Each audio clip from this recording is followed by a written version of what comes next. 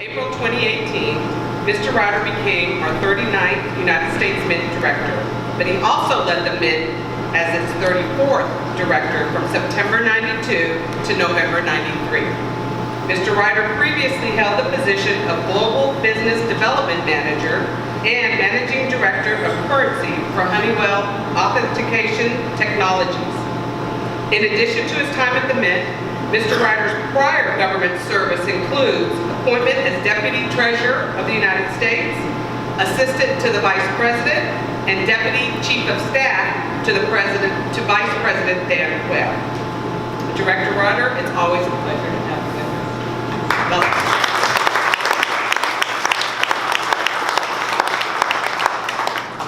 Before I get started, there are a number of people that are around the room here who you're going to see today. I don't know if you know this, but after you strike your coin, you're going to be taken on a tour of the world's largest mint. And many of these people, police officers, coin operators,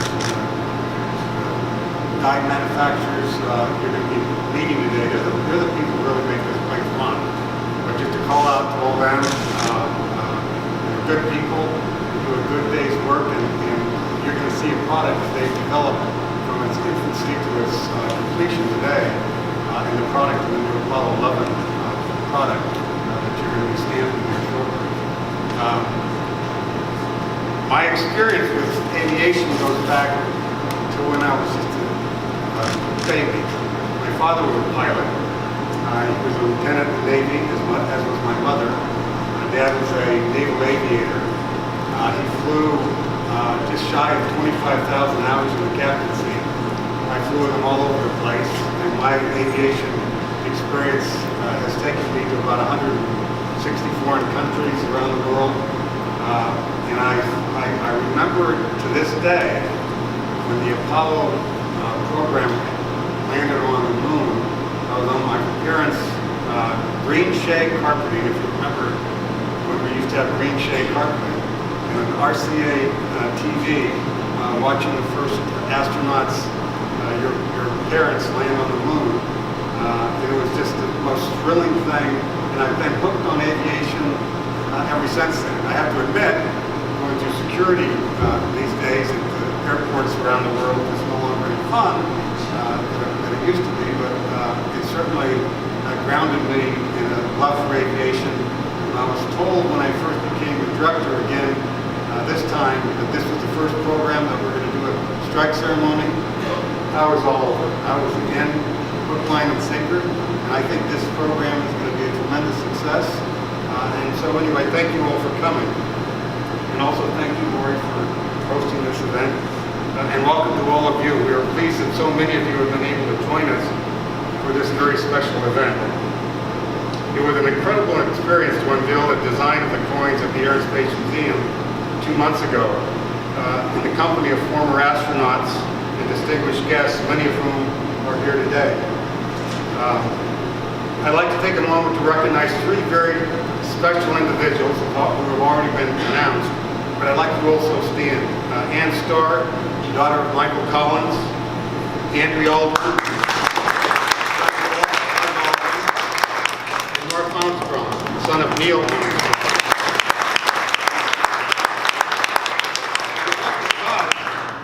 If you look at this gentleman in the middle, if you can't say he doesn't look like his dad, it's quite a comparison. But thank you guys for coming, and we're certainly so happy that you could join us today. We appreciate it. We are proud that the Mint will be producing and issuing beautiful coins in recognition and celebration of the 50th anniversary of the first manned moon landing. Here we are in the largest mint in the world, and through it may not involve rocket science, but I think you will be impressed with the extraordinary efforts by the men and women of the U.S. Mint who have taken this coin from idea to reality. Congress authorized a maximum of 2 commemorative coins a year annually to celebrate and honor people, American people, places, events, and institutions. Since the beginning of the modern commemorative coin program in 1982, the U.S. Mint has raised more than $522 million in surcharges to help build or enhance museums, preserve historical sites, and support important national programs. If the Apollo 11 program is a total sellout, and I think if is on the short side, I think this is going to be a sellout. At least I'm going to do my best to make it a sellout. But the program should raise just north of $14 million in surcharges for the three organizations that are represented here today. These coins are a bit unique and with a distinctive curve that you'll be able to see and feel. So when you strike them, we've only done one other coin like this. It's a baseball coin that is very similar to this that was a sellout as well. So it's what you're going to see today has only been done twice. So for the Apollo program, we wanted to do something very special. So on the coin's reverse, or the tail side, will be a convex resembling the outward curve of the visor on an astronaut's helmet.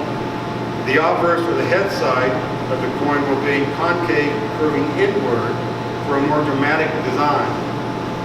The reverse design features a representation of a close-up of famous Buzz Aldrin on the moon, photograph taken July 20th, 1969, that shows the visor and part of the helmet of astronaut Buzz Aldrin. The reflection in Buzz Aldrin's helmet also includes astronaut Neil Armstrong, the United States flag, and the lunar module. Inscriptions include United States of America, the denomination E Pluribus Unum. The obverse design features the inscriptions Mercury, Gemini, and Apollo, separated by phrases of the moon, and a boot print of the lunar surface, which together represents the efforts of the United States space program leading up to the first manned moon landing. Additionally, inscriptions include 2019, In God We Trust, and Liberty.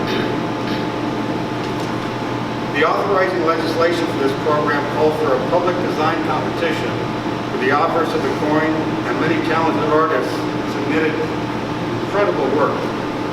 The winning artist, Mr. Gary Cooper, who was unable to join us here today, but we do have Phoebe Hemphill and Joe Pina, sculptor and engravers here at the U.S. Mint, who took the design concept from 2D drawings to 3D artwork. So Phoebe and Joe, I know you're here. Stand up and make yourself known.